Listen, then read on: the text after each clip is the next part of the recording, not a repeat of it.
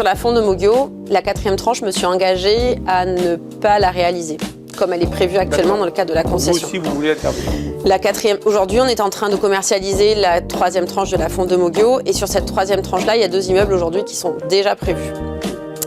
La tranche 3, donc ça c'est ce qui est en cours. La tranche 4, pour l'instant, il y a un grand tas de terre. Et donc, c'est sur cette tranche 4-là que moi, je veux absolument plus construire.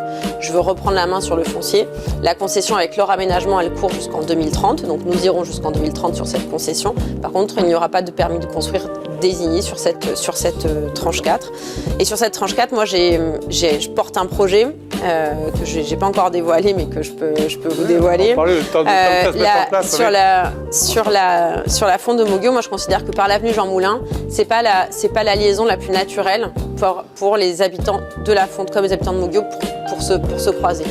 Puisque c'est là où c'est très densifié, c'est là où il y a la route, c'est là où il y aura le feu, c'est là où il va y avoir le barreau qui va traverser. Ça va pas être agréable. Par contre, de l'autre côté tranche 4, quand vous êtes sur la route de Candiargues, à cet endroit-là, là où je veux justement plus construire, c'est là où je veux essayer de créer ce que j'appelle moi un grand parc de la fonte, avec un théâtre de verdure qui pourra permettre justement... Comme à la plaine, c'est ça?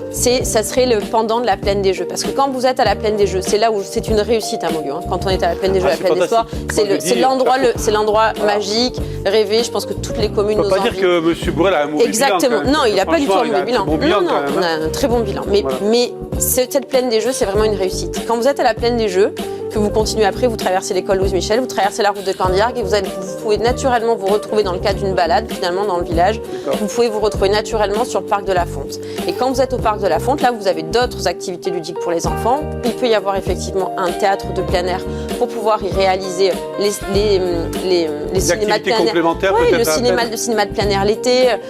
Quand on a les galas de danse à la fin de l'année de toutes les écoles de danse ou même de la MJC qui sont remplies dans le foyer, on pourrait très bien imaginer les organiser à l'extérieur sur cet espace-là et on aurait à cet endroit-là un grand espace totalement libéré, arboré, voilà.